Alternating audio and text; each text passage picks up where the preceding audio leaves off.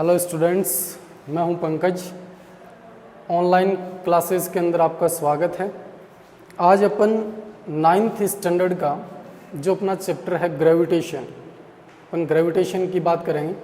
तो देखो, सबसे पहले अपन बात करते हैं कि ग्रेविटेशन होता क्या है।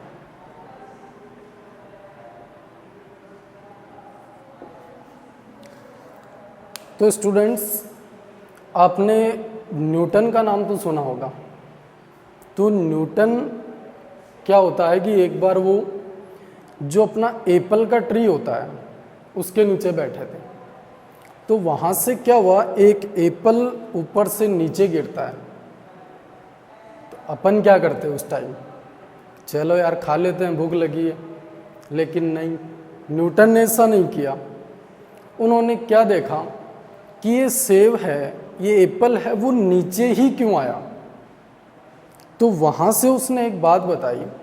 जब उसने अपनी स्टडी की, इसके बारे में एक्सपेरिमेंट किया, तो वहाँ से उसने अपन को एक बात बताई कि अपनी यूनिवर्स के अंदर जितने भी पार्टिकल्स पाए जाते हैं और जिनका मास होता है, यानी पार्टिकल होगा तो उनका मास तो कुछ ना कुछ होगा। तो जितने भी पार्टिकल अपने यूनिवर्स के अंदर पाए जाते हैं उन सबके बीच में अट्रैक्शन फोर्स लगता है, यानी वो एक दूसरे को अट्रैक्ट करते हैं और वो अट्रैक्शन ही क्या कहलाता है, ग्रेविटेशन। तो यहाँ से अगर मैं ग्रेविटेशन की बात करूँ तो अपन क्या लिख सकते हैं, the force of attraction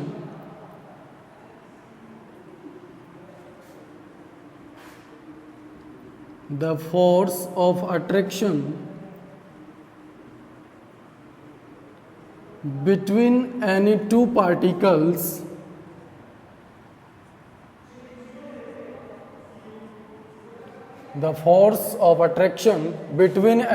particles in the universe is called gravitation।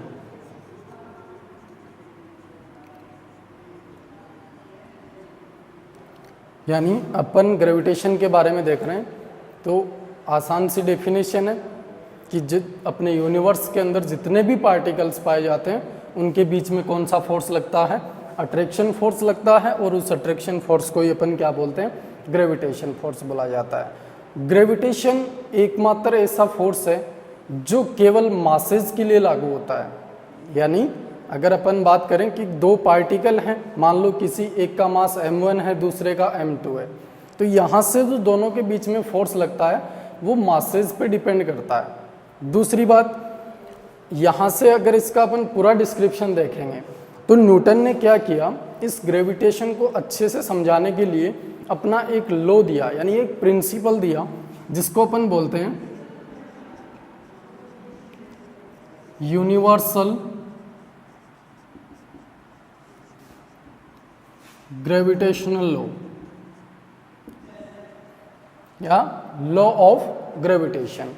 तो यहां से देखो, अपन सबसे पहले बात करें कि आपके पास दो पार्टिकल हैं, या अपन नॉर्मली बात करें तो एक चंगू है और एक मंगू, दो लड़के हैं। एक का मास है अपने पास m1 और दूसरे का है m2। यानी चंगू का मास कितना है, m1, और मंगू का मास कितना है, m2। ये अपने पास आपके क्लास के दो स्टूडेंट हो सकते हैं जिनका मास कितना है, m1 और m2।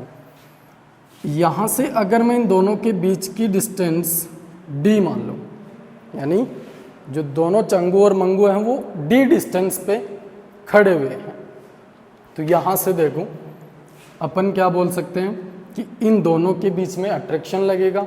और वो अट्रैक्शन फोर्स होता है वो किस तरीके से लगेगा, देखो सबसे पहले अपन बात करते हैं, the force F is proportional to the product of their masses. यानी जो अपना फोर्स होगा वो किसके प्रोपोर्शनल होगा, इन दोनों के मासेस के प्रोडक्ट के प्रोपोर्शनल होगा। तो इसको मैं क्या बोल सकता हूँ, F प्रोपोर्शनल m1 m2, यानी m1 और m2 का प्रोडक्ट, यानी दोनों को मल्टीप्लाई करेंगे और दोनों किसके प्रोपोर्शनल होंगे, जो फोर्स लगेगा उसके, या जो अपना फोर्स है वो दोनों मासेस के प्रोडक्ट के क्या होगा, प्रोपोर्शनल। इसको मैं इक्वेशन फर्स्ट दे देता हूँ। दूसरा अगर अपन बात करें तो इन दोनों के बीच लगने वाला अट्रैक्शन फोर्स या ग्रेविटेशन फोर्स दोनों के बीच की डिस्टेंस के स्क्वायर के क्या होता है, इनवर्सली प्रोपोर्शनल, यानी F प्रोपोर्शनल डी स्क्वायर। समझ रहे हो, यहाँ से मैंने दो स्टेटमेंट बोले, कौन कौन से, दोनों मासेस के बीच लगने वाला फोर्स दोनों के प्रोडक्ट के क्या होगा, प्रोपोर्शनल होगा, और दोनों के बीच की डिस्टेंस है उसके स्क्वायर के क्या होगा, इनवर्सली प्रोपोर्शनल। तो F inversely proportional D square, इसको मैं इक्वेशन सेकंड नाम दे देता हूँ। अब देखूँ अगर मैं यहाँ से इन दोनों को एक साथ में लिखूँ तो क्या हो जाएगा, F proportional m1 m2 upon D square, यानी दोनों इक्वेशन को मैंने एक साथ में लिख दिया, F proportional m1 m2 upon D square. अब यहाँ से देखूँ जब आप इस प्रोपोर्शनल साइन को हटाओगे तो यहाँ पर एक कांस्टेंट आएगा और उस कांस्टेंट को मैंने लिखा है g, और आगे ऐसा का ऐसा m1 m2 upon D square, यानी जब आप प्रोपोर्शनल साइन को हटाओगे तो यहाँ पर अपन एक कांस्टेंट लिखेंगे जिसको मैंने बोला है g। अब ये g क्या है, सबसे पहली बात तो ये प्रोपोर्शनल कांस्टेंट है, दूसरा इसको बोला क्या जाता है, तो इसको बोला जाता है यूनिवर्सल ग्रेविटेशनल कांस्टेंट, यानी आपका जो g है इसको क्या बोला जाता है, यूनिवर्सल ग्रेविटेशनल कांस्टेंट। और इस g की जो वैल्यू होती है वो होती है आपके पास 6.67 into 10 to the power minus 11 newton metre square per kg square. तो ये आपका जो ग्रेविटेशन कांस्टेंट है उसकी वैल्यू कितनी होती है, 6.67 into 10 to the power minus 11 newton metre square per kg square. तो ये तो था अपना यूनिवर्सल लॉ ऑफ ग्रेविटेशन, यानी अगर आपके पास कोई भी दो ऑब्जेक्ट हों तो उनके बीच में लगने वाला जो ग्रेविटेशन फोर्स है वो कितना होगा, F equals to G m1 m2 upon D square. चलो उसके बाद अपन बात करते हैं कि यहाँ पर देखो मैंने इस g की वैल्यू लिखी है यहाँ पर कितनी, 6.67 into 10 to the power minus 11 newton metre square per kg square. यहाँ पर जो मैंने लास्ट के अंदर इसका यूनिट लिखा है वो यूनिट अपन कैसे फाइंड आउट कर सकते हैं, देखो तो अपना फॉर्मूला क्या था, F equals to G m1 m2 upon D square. तो यहाँ से देखो इस g का अपने को यूनिट निकालना है तो g का फॉर्मूला लिखेंगे पहले तो क्या हो जाएगा, F ये डी स्क्वायर अपॉन में है तो इधर क्या हो जाएगा, मल्टीप्लाई हो जाएगा, और m1 m2 यहाँ से g इक्वस टू अपने पास क्या आ गया, F into D square upon m1 m2। अब यहाँ से देखूं अपन इसका यूनिट लिखने जा रहे हैं तो यहाँ F क्या है, फोर्स, और फोर्स का जो यूनिट होता है वो क्या होता है, न्यूटन। दूसरा d क्या है, यहाँ पर दोनों पार्टिकल के बीच की डिस्टेंस, यानी ये m1 था और ये m2 था, बीच की डिस्टेंस अपन ने क्या मानी थी, d। तो यहाँ पर d क्या है, डिस्टेंस, और डिस्टेंस को अपन क्या लिखते हैं, मीटर। तो स्क्वायर है तो मैं इसको क्या लिख दूंगा, न्यूटन इंटू मीटर स्क्वायर। उसके बाद में नीचे क्या है देखो, m1 m2 ये दोनों के मास हैं, तो मास को अपन किस में काउंट करते हैं, केजी के अंदर। तो मास इंटू मास, तो केजी इंटू केजी क्या हो जाएगा, केजी स्क्वायर। तो यहाँ से जो अपन ने यहाँ पर अपना यूनिट लिखा था वो कैसे आया है, समझ में आया थोड़ा बहुत, Newton into metre square per kg square. चलो ये था अपना ग्रेविटेशनल कांस्टेंट जो था उसका यूनिट।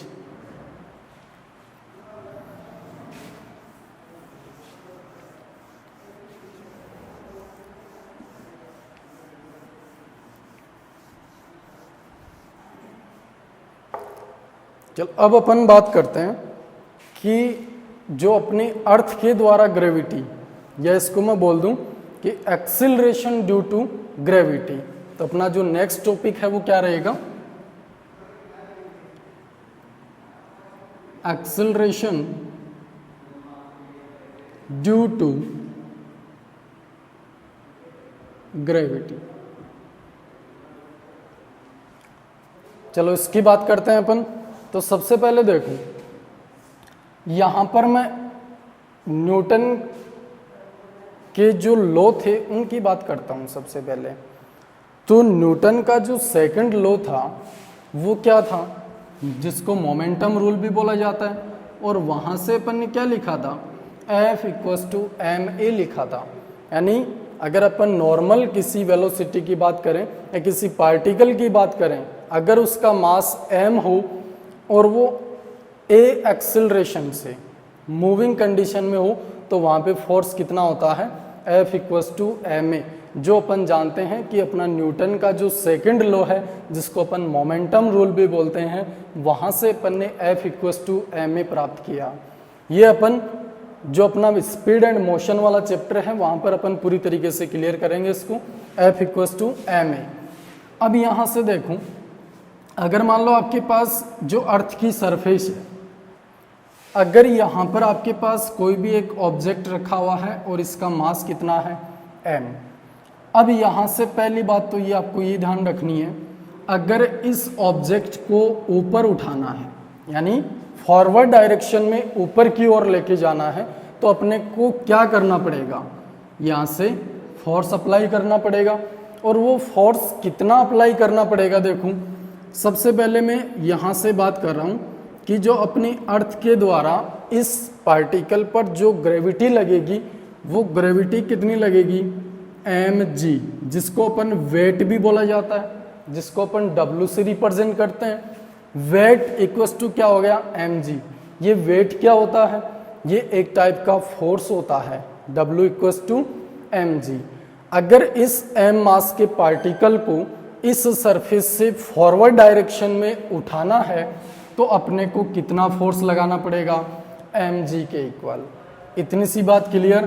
तो यहाँ से अगर मैं ये बोल दूँ कि इस ऑब्जेक्ट को आप ऊपर उठाना चाहते हो, तो आपको कितना फोर्स लगाना पड़ेगा, F = mg के बराबर लगाना पड़ेगा। अब यहाँ से ये g क्या है, इस g की अपन बात करते हैं। तो यहाँ से F = अपन ने लिखा था ma, और यहाँ पर अपन अर्थ की ग्रेविटी की बात कर रहे हैं, तो यहाँ पर g क्या है, एक्सिलरेशन ड्यू टू ग्रेविटी है। तो g समझ में आ रहा है क्या, यहाँ पर एक्सिलरेशन ड्यू टू ग्रेविटी, यहाँ पर a भी एक्सिलरेशन था और ये भी एक्सिलरेशन। तो यहाँ पर अपना जो टॉपिक चल रहा था एक्सेलरेशन ड्यू टू ग्रेविटी। देखो एकदम से इजी है, आसानी से समझेंगे अपन इसको। अगर मान लो आपके पास ये अर्थ है और ये अर्थ का सेंटर, अर्थ का मास मैं कितना मान लूँ, m, यानी अपने पास अर्थ का मास मैंने मान लिया कैपिटल M। अब यहाँ से देखूँ, वापस अपन वही बात करते हैं। आपका कोई भी एक फ्रेंड चंगू यहाँ पे खड़ा है, कहाँ पे खड़ा है, अर्थ की सरफेस पे खड़ा है। यहाँ से इस चंगू का जो मास है वो मैं कितना मान लेता हूँ, स्मॉल m। अर्थ का मास कैपिटल M, यहाँ पर जो बॉयज खड़ा है उसका जो मास है वो स्मॉल m। अब यहाँ से देखो मैं बात करूँ, इन दोनों के बीच में जो डिस्टेंस है वो किसके इक्वल होगी, जो अर्थ है अर्थ की रेडियस के इक्वल होगी। क्यों होगी, क्योंकि आपका जो लड़का है वो कहाँ पे खड़ा है, अर्थ की सरफेस पे खड़ा है। तो ये जो डिस्टेंस है इसको अपन क्या मान सकते हैं, जो अर्थ है उसकी रेडियस मान सकते हैं। तो यहाँ से देखो, सबसे पहले तो मैं इन दोनों के बीच में ग्रेविटेशन फोर्स की बात करूँ, तो ग्रेविटेशन फोर्स कितना लगेगा, अपन ने लिखा था Gm1m2/r²। तो यहाँ पर अपने पास मास कितना है, अर्थ का मास अपने पास कैपिटल M और इस लड़के का जो मास है वो स्मॉल m, और दोनों के बीच की डिस्टेंस r, तो इसको मैं क्या लिखूँ, r²। तो फोर्स अपने पास क्या आ गया, Gmm/r²। ये हो गया अपने पास।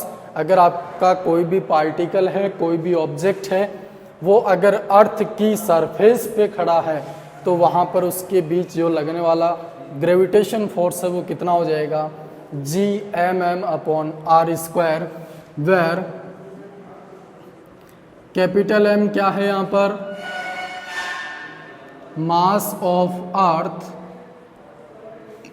और स्मॉल m क्या है, मास ऑफ पार्टिकल या ऑब्जेक्ट। यानी आपका जो कैपिटल M है वो तो क्या हो जाएगा, अर्थ का मास हो जाएगा, और स्मॉल m है वो किसका मास होगा, पार्टिकल का मास। उसके बाद में देखो यहाँ पर जो ऑब्जेक्ट रखा हुआ है, इस ऑब्जेक्ट पर ग्रेविटी काम करेगी, और वो ग्रेविटी किसके इक्वल होगी, इसके वेट के इक्वल होगी। और वेट को अपन ने क्या लिखा था, W = mg लिखा था। यानी ये एक तरह का फोर्स है जिसको अपन F = क्या लिख सकते हैं, mg लिख सकते हैं। तो मैं इसको इक्वेशन फर्स्ट नाम दे देता हूँ, और अपन क्या लिख सकते हैं कि न्यूटन के सेकंड लॉ से अपन क्या लिख देंगे, यहाँ से F = mg लिख देंगे। क्लियर। ये जो यहाँ पर मास आ रहा है वो किसका है, इस ऑब्जेक्ट का। क्लियर। अगर मैं इस ऑब्जेक्ट के लिए ग्रेविटी की बात करूं तो F = कितना आ जाएगा, mg आ जाएगा। यानी जो m है वो तो इस ऑब्जेक्ट का मास, और यहाँ पर जो g है वो इस ऑब्जेक्ट की क्या हो जाएगी, ग्रेविटी। तो यहाँ पर अपन किसकी बात करने वाले हैं, ग्रेविटी की। तो यहाँ देखो ये भी अपने पास फोर्स के इक्वल है और ये भी फोर्स के इक्वल। तो दोनों इक्वेशन का अपन राइट हैंड साइड इक्वल रख सकते हैं क्या। तो क्या आ जाएगा अपने पास, Gmm/r² = mg। देखो यहाँ पर अपन एक ही ऑब्जेक्ट की बात कर रहे हैं। ये मास, यहाँ पर जो मास आ रहा है वो भी इस ऑब्जेक्ट का है, यहाँ पर जो मास आ रहा है वो भी इस ऑब्जेक्ट का। तो यहाँ से दोनों m से m कैंसिल हो जाएगा। अपने पास क्या बचेगा, Gm/r² = g। तो ये आ गया अपने पास एक्सेलरेशन ड्यू टू ग्रेविटी। यानी अगर अपन अर्थ की बात करें तो अर्थ के लिए अगर अपन किसी ऑब्जेक्ट की ग्रेविटी फाइंड आउट करना चाहते हैं तो वहाँ पर अपने को क्या देखना पड़ेगा, एक तो मास ऑफ अर्थ और दूसरा रेडियस ऑफ अर्थ। उसके बाद में यहाँ से देखो इस g की वैल्यू अपन फाइंड आउट करते हैं, यानी अर्थ के लिए g की वैल्यू कितनी आ सकती है। तो यहाँ से देखो g = Gm/r²। यहाँ से देखो g तो क्या था अपना, कांस्टेंट था जिसको अपन ग्रेविटेशनल कांस्टेंट बोला था। उसके बाद में अगर मास m की बात करें तो ये क्या है, मास ऑफ अर्थ। उसके बाद में r की बात करें तो r क्या है यहाँ पर, radius of earth, radius of earth. यहाँ से देखो अपने पास तीनों की वैल्यू। सबसे पहले तो अपन बात करते हैं कि अर्थ का मास कितना होता है। तो अर्थ का मास होता है अपने पास 6 × 10⁻24 kg। उसके बाद में रेडियस ऑफ अर्थ होती है अपने पास 6.4 × 10⁻6 मीटर। ये वैल्यू अगर आपका क्वेश्चन आता है एग्जाम के अंदर, न्यूमेरिकल पूछा जाता है, तो ये वैल्यू आपको ऑलरेडी क्वेश्चन के अंदर मिल सकती है या आप इसको ध्यान में रख सकते हो।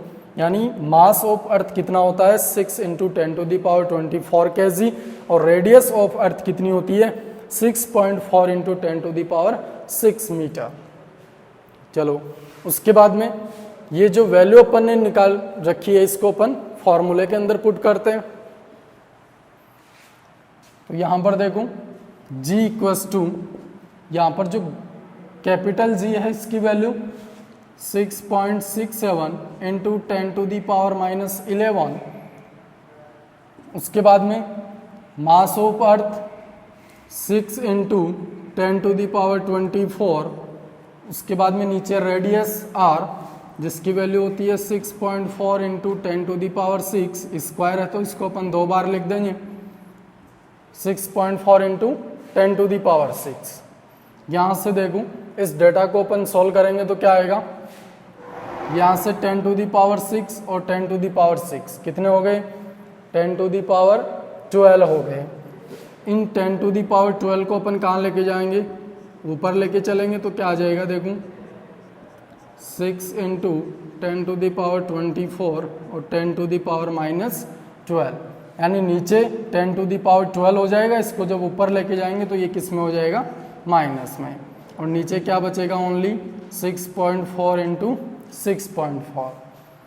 फिर से देखूँ यहाँ पर अगर अपन 10⁻11 और 10⁻24 की बात करें तो ये कितना हो जाएगा, 6.67 इंटू 6 इंटू 10⁻, कितना हो जाएगा 35 इंटू 10⁻−12, 6.4 इंटू 6.4। यहाँ से देखो वैल्यू आएगी अपने पास, अगर आप इस पूरी कैलकुलेशन को सोल्व करोगे, इसमें से इसको माइनस करेंगे तो कितना आएगा, 623 आ जाएगा अपॉन 6.4 इंटू 6.4।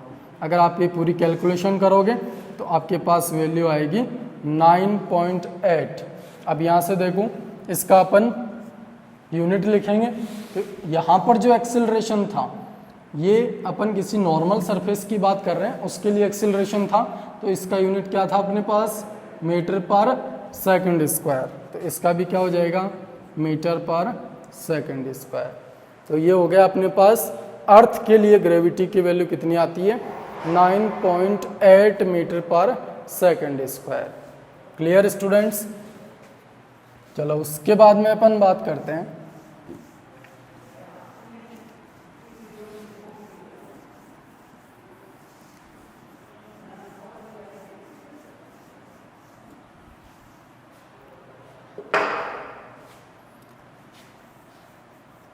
देखो अपन अर्थ की बात करते हैं तो अपने पास अर्थ की स्ट्रक्चर कुछ ऐसी होती है, एक्स के अकॉर्डिंग, यानी अंडे जैसी स्ट्रक्चर। अब यहाँ पर देखूँ ये अर्थ का सेंटर। अब यहाँ से देखूँ अगर मैं इसके पैरेलल कुछ लाइन बनाऊँ तो इसको अपन बोलते हैं इक्वेटोरियल लाइन। कौन सी लाइन बोला जाता है इसको, इक्वेटोरियल लाइन। दूसरा, अगर मैं ये रे वाली रेडियस बनाता हूँ तो ये कहलाता है अपने पास पोल्स। तो अपना कई बार क्वेश्चन ये पूछा जाता है कि अर्थ के लिए जो ग्रेविटी की वैल्यू होती है, वो ग्रेविटी की वैल्यू ज़्यादा कहाँ पे होगी और कम कहाँ पर होती है।